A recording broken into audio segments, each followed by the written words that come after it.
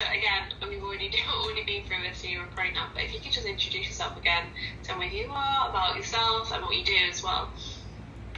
Yeah, my name is Nairi. I'm from New York. I'm 30 years old. I'm also a mouth painter and also a victim of gun violence. Amazing, thank you. And if you don't mind, firstly, we'll kind of go through what happened to you, if that's okay. I'm just kind of going over that again. But firstly, could you just talk us through, what life was like when you were 19? Because I think that's when you said it all kind of happened. Yeah, life was going pretty well when I was around 18, 19, I wanted to become a model, which I'm still going to become. And, I was working. I just came back from visiting my dad because he got his leg amputated. So I went out there to help him, also as a vacation. So when I got back to New York, I ended up getting a job, which I was so excited about. Being a teen, that's what you want to do to start your independence, And yeah. Absolutely, and I think you said it was kind of a co-worker's birthday, wasn't it? That kind of night, and you got a call, you didn't really want to go out. Yeah, so on Christmas, it's a time to spend with family. But as I called my sister, my niece and nephews were with their dad, so I'm like, okay, you know what? I guess I'll party. Also, it was my co-worker's birthday. So, she was a little down, so I felt like, okay, do you want to go out? And she said, yeah. So, even though I was going to go out, something was just saying, like, don't go out. Maybe just wait till New Year's. But as I called my friend, she was already down there, so I'm like, dang, I don't want to be no letdown, especially on somebody's birthday. That's kind of messed up. So I ended up going downtown, me and my 3 friends, and we went to a club to enjoy the night. Yeah, absolutely, especially at 19, you don't want to, sometimes my birthday, it's big pressure, isn't it, to go out and party. And so yeah, tell me about like what happened when you were going to like meet them, and where you went. Like, did you go to any clubs beforehand or any bars? So on Christmas, it was a party at the lab, and that's where all the teenagers go to enjoy parties. So I live in the Bronx, and this was in Brooklyn. And as we got to the club, we was enjoying ourselves, just chilling, drinking, just having fun. And one of my friends that I came with was standing there, vibing. And a girl just walked up to her and bumped her. So, they exchanged words. And the girl was like, okay, I'll see you outside. But we didn't pay no mind to it because they're like, all right, whatever, nobody has time for that. But when we was leaving out the club, I was waiting on my friend to get her jacket because, they do coat check. And as we get outside, we start walking towards the street because I was going to hail a cab because I had work the next day. So, I see my friends and I seen girls surrounding us. I'm like, wow, like, what's going on? So then it happened so quick. Like, my other friend, she was telling the girl to put the gun down, but she didn't listen. And it's crazy because none of us knew that she had a gun because the club especially does check, like they check you. So I'm like, how the hell did she get in there with the gun? And it was too quick to be able to go run somewhere to find it. But anyways, as I was on a corner, I was trying to hail a cab, and as I turned, I seen them coming towards her, and all I just heard was a pat, and it was like my ears just started ringing. I'm like, what the heck? So as I tried to run, I just fell and hit my head on the curb. So I'm telling my friends because they standing over me. Some of them are trying to pick me up, so my friends like, no, don't pick up. So I'm like, no, I think I got shot. They're like, stop playing. I'm like, no, I really think I got shot. First I thought I got shot in the head, I guess because I hit my head on the floor, and plus I had a coat that was covering my neck, so no one could see it. But then they knew that I was really shot.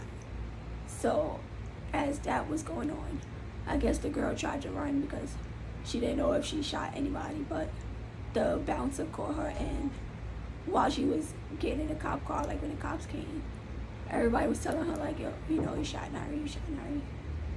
So then after that, I was just laying on the floor and I'm looking in the sky just like, please God, don't let it change a different color.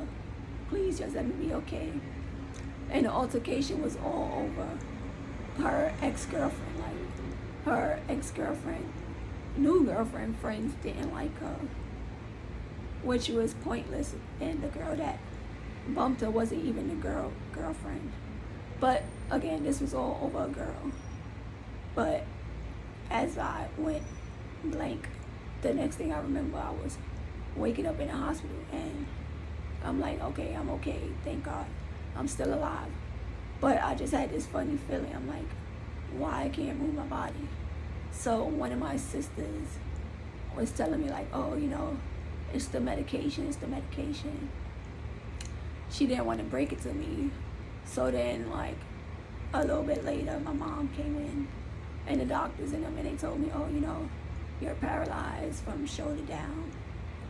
At that, I didn't even know what to say. Like, I didn't even cry. I guess I was still in shock. But I'm like, okay, what does this mean? Is it gonna go away? Is it gonna get better?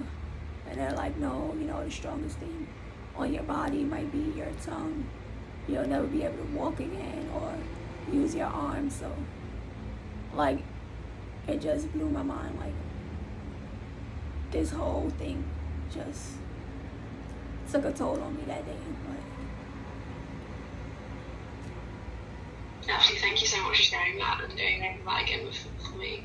If you don't mind, just kind of going just a bit back to, I think you mentioned your friend was trying to like get into the door, and they were kind of girls were just scaring her, really trying to like close the other door, I think you mentioned.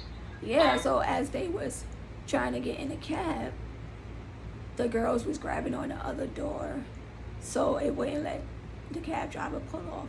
So every time they tried to get in the car, the other girls was grabbing the door. So that's when they got out the car and went in the middle of the street. And that's when I seen them, because we was leaving out the club for me to go catch a cab. But all of this was happening. Like, it was just crazy, because in the beginning of that day, I actually walked like a long way to like a shopping area just to get, you know, little accessories that I wanted to go with my outfit. And I guess it was like God, like, letting you get your last walk out. So, you know, the whole night was crazy. And I didn't feel no funny vibe or anything. But, you know, that's just life. Absolutely, that's such a good point. Like, a lot, you say that you didn't feel any funny vibe or anything, like it just happens, unfortunately. And I think you say you didn't feel the gunshot or anything, it just kind of, you felt yourself falling thinking you tripped, or yeah. What happened there? I thought I was just like misstepped over the curb. I didn't feel nothing in my neck or anything. I just thought I got shot in the head because I heard a shot. Then I'm like, I'm on the floor trying to get up, but I can't move. It's like my body just felt like it was in a cradle position. Like, so I guess I was instantly paralyzed from right then and there. And it's crazy because I never really knew about being paralyzed until this happened to me. Absolutely, and just to make it a bit clearer, kind of what happened, how she shot into the crowd, what happened that, and also how crazy it makes you feel like, you know, she ended up being a friend that she came to this club with. Yeah, I know, you know, she probably felt bad for the situation, especially since she's not the one that started it. And we always hung out. We lived literally 4 blocks away from each other, and you know, we hung out every day. If we went to parties, we went together, and you know, we was pretty close. So for it to not be her fault, it was just a messed up situation between friends. And it's like, you know, I didn't know she had a gun with her because, like I said, the club checks you thoroughly. So it's like, how did that happen? But, you know, things happen, I guess. Absolutely. And can you remember, I think you said when you kind of woke up, in that you didn't kind of know the ambulance ride as much, but when you did wake up, you said you were, someone tried not to tell you that you were paralyzed, but once you did come to terms with that, how has that been? How has your recovery been, and what's the hardest bit? I mean, when I found out, it was like, what is this? Like, in the beginning, it was just a in denial type of feeling. Like, I would see girls outside, I see nice outfits and stuff like that. It's like, dang, I still want to do that. Like, and like seeing people in a wheelchair or looking in the mirror, it was like, this is my new life now. In the beginning, I wasn't too down. I was still, jolly at times, but I did have my moments, even though I didn't show them as much. But, sometimes I broke down, but I knew I couldn't let it get to me because it would tear me down even more. And I came a long way because when I first got shot, when I woke up, I had tubes in my mouth. Then they ended up putting them in my throat, gave me a trach so that I can breathe because I was able to breathe on my own. But after a couple of days, I was weaned off the ventilator, which was a blessing. So, this has been a long journey for me. I've had to learn different things. I had to cope with not having no independence. But, now I've found my passion over the couple of years, which is mouth painting. And, I design clothes on the computer also. I'm a gamer. So, things in the end are starting to work out a little better than what it was, especially after losing my number one support system, which was my mom's. But I'm thankful to have my dad, who is also my number one support system, and my family. They keep me going. It's days that I don't want to wake up because I'm in chronic nerve pain, but I do it anyways. Like, every day is always nerve pain, but it's like, it's nothing to do, with nothing I could do about it, so I just keep living. Absolutely, thank you. I mean, yeah, you've got an amazing support system, also a woman of many talents as well, so you've got lots to do there. Do you mind just going quickly over, I think you said when you went to, you did your skydiving and skiing as well, kind of what that was like? Yeah, I went skydiving, I went water skiing, I went skiing, parasailing, and paragliding. I don't think I would have did none of this if I was walking. But, the rehab center that I was going to, they do life challenging programs. So, a lot of us go on these trips that's paralyzed, whether it's a quadriplegic or paraplegic. And it's been an amazing experience because I don't think, like I said, I would have never done it before. And I don't even know if I would do it again because that's scary. But I enjoyed myself. Yeah, you're so brave. I could never. I could never do anything so crazy like that. So it's incredible. Yeah. And if you kind of just go back into your mouth painting, tell me how you got into that, how it's going now. As I was in rehab, I've seen artwork hanging up, and I'm like, oh, okay. And I've seen some of my peer member names and stuff. So I'm like, this looks interesting. I want to try because, I already was doing designing on my phone, and that's also how I write, like with a stylus. So I've already been doing that with my mouth. So I picked up the paintbrush one day. It was like, let me see if I can actually paint. And I end up mastering it. So it's therapeutic as well. And I enjoy it. So now I definitely found a passion out of this. Absolutely. And like, what are your hopes for the future with your mouth painting? Like, trying to be, I know we spoke earlier about you kind of wanting to sell it loads, and especially Pride coming up. But what's your, in a gallery somewhere? What's the dream? Yeah, I definitely would like to be in a gallery in all states, all countries. Like, I'm trying to get my artwork far. You know, I work pretty hard. Imagine doing it with your mouth. It is not easy, but I end up mastering it. But I would love to, you know, get my work out in galleries.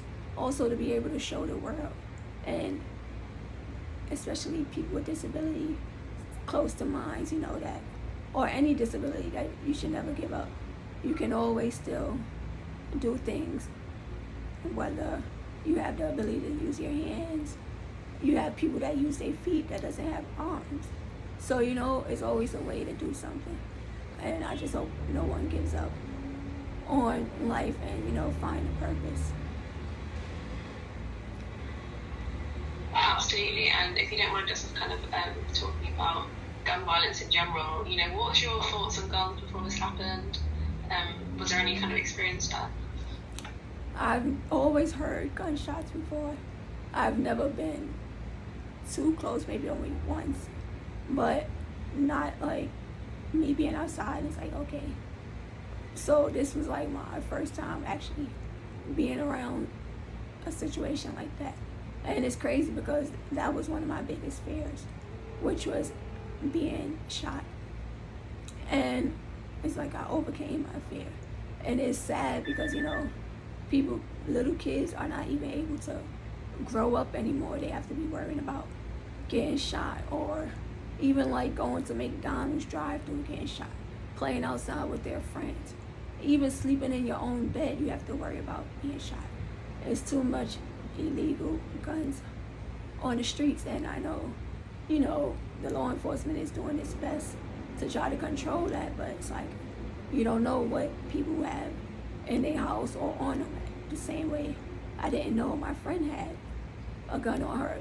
You know, if I would have knew, it would have gave me the opportunity to want to still go with her, or be like, you know what, I'm staying home because I'm not trying to be in nothing like that. I'm just living my life. I just started working. You know, things was going good, but things were on pause. And so, you know, it's just a lot dealing with gun violence. Absolutely, as you said that, it's like, yeah, ruining families, unfortunately. They actually came across a stat today that 58% of Americans have either been shot or, like, know someone who have. How does that, like, 58% make you feel? What would you like to see changed in gun laws? I would like to see a lot of people that, I mean, like I said, you know, they don't know who has a gun in their house or whatever, but it's like if a person is constantly getting arrested for gun violence, I mean, don't let them back out, because, you know, I mean, even though some people change, but it's just crazy because some people don't care, and they're either so used to a jail life that they're willing to go back by doing something. I've seen so many stories where an inmate has got released in less than 24 hours, they're back in jail because they went to go after the person that they either went to jail for, or just being ignorant and just shooting. So it's like, I just hope that they're able to get a lot of guns off of the streets. Also, a lot of different things play a role in that, such as bullying. You know, kids are getting bullied in school, and they're going to school and shooting people because they had enough of it, you know, which is sad, but it's crazy. Like, a lot of things need to change. People need to teach their kids how to be kind, show them love and affection, because a lot of people do it for attention as well. So, you know, or trying to be in a gang or something. You have to set a good example for your kid. Like I said, even though, you know, some kids just don't listen to it, but, you know, just try your best to, you know, show a positive way of life. Absolutely, and I think we asked this last time, but, and there is kind of lots of different kind of gun violence survivors in itself. What type of survivor would you say you are, if I had to ask you that question? My situation is like a love triangle, I would say, because, you know, my friend was dating a girl, they end up breaking up, and her girlfriend was dating another girl. So, by them two still mingling, going back and forth, that's what caused my friend and the new girlfriend to have problems. So, kind of the girl takes a part in that, because if you wasn't going back and forth still, dealing with your ex and dealing with your previous mate, things like this wouldn't happen. So, and my friend was not a troublemaker at all, but I guess she was scared, and that just went on. So I would say like a love triangle that just ended wrong. Yeah, absolutely. And my kind of last thing, the question is just mostly, how are you doing now? How's things going for you? And kind of what advice would you give to maybe, I know you're a big advocate for disabled rights and kind of disabled individuals, so what advice would you give to someone watching? I would say, if it's not, it's never worth it to just take things in your own hand. Like, let law enforcement deal with that, because you're going to mess up either your life, your family life, or other lives by committing these type of crimes. Like, and if someone is in a situation like this, which is many of us, I would say just keep going. I know it might be hard, especially in the beginning or throughout the whole process, but just keep going, never give up, and just keep living life. Find yourself in life. Make the best of it, because being down is not going to do anything but make your situation worse. Absolutely, you said that perfectly. Is there anything else that you think I might have skipped over or you wanted to speak about again? I would say, like, what made y'all want to come up with a show like this? Absolutely. I think it's just, unfortunately, we kind of came across a lot of people who are speaking like we haven't heard from survivors themselves about it all, and it's such a big topic, but there's a lot of the time brushed under the carpet. So we just was like giving it to people who are survivors themselves, or sharing. Obviously, I think I came across you because you shared with like a hashtag. So people who are already speaking about their situations, we thought, why not give them a bigger platform to do it on if they haven't already. Right. So is it a lot of crimes like this in the UK where you're from? I'm not in the UK, unfortunately. So weirdly, our team is like all over the place. Some of us are in South Africa, some of us are in America, but all our audience is in America. But I know the UK don't know much of this, less so guns, because they're lucky aren't legal, but there's a lot of stabbings, unfortunately. Yeah. It's crazy. Like, it's not a way to live life. Like, especially for the little kids. And I've heard so many stories where little kids about 5 and 4, the brother shoots the little 4-year-old because they found the father gun around the house, and it's a illegal gun. Even a situation where a father shot his own daughter because he thought she was an intruder. So a lot of people that's behind bars are living life hard because it's like, man, I done shot my friend, or man, I done shot my own kid or something. So it's just an unfortunate, the whole situation with gun violence. Yeah, absolutely. And as you said, it was your friend. She didn't mean to. A lot of people, I think survivors are, they were in like an altercation, and or that's why it's either that versus a school shooting. That's the only ones that get to news, unfortunately. Right, and that's why the jury didn't find her guilty, because of the situation. It was an accident. Even though the judge is like, how do y'all not find her guilty when basically try to say it was premeditated, because she went through 2 boroughs to get to Brooklyn, so she knew something was going to happen. If she felt threatened, and they're saying like, why would she go somewhere and if she found herself threatened, so they just gave her 8 years for the firearm, which was the max of it, even though she only did like 7.5. So it's crazy. Also, one day I was riding on the bus, and I just felt like I was gonna see her, because like I said, we only live 4 blocks away, and I looked to my right and I seen her walking. That just made me feel so upset. Like, this is something that I would have been doing walking because, I like to walk. I don't have the patience to wait for a bus, and that's just something I like to do, walk. So, it just made me feel some type of way. But I didn't let it get the best of me because, even when it happened, I forgave her. So I couldn't look back on it, because she's still fighting her own demons, even if she's not showing them. But knowing that she did this to someone, or every time she sees someone in a wheelchair, it's going to remind her of what she did. So, like I said, I don't just pay attention to it. Yeah, actually, I mean, that's incredibly strong, but you have to do it, unfortunately, don't you? Because, you're out here now living your life and doing incredible stuff, so. Yeah. So I just live life to the fullest. And that's what I want to do. Live life. Absolutely. And if you don't mind, we'll just, before we kind of wrap things up, we've got this new kind of sign-off, if you don't mind saying it to your camera.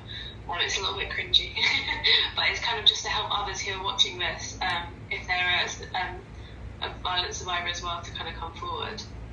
Wait. It's just, if you see the camera. I'm sorry, say it again. That's right now, I think it's my laptop been going. This is our survival story, what's yours?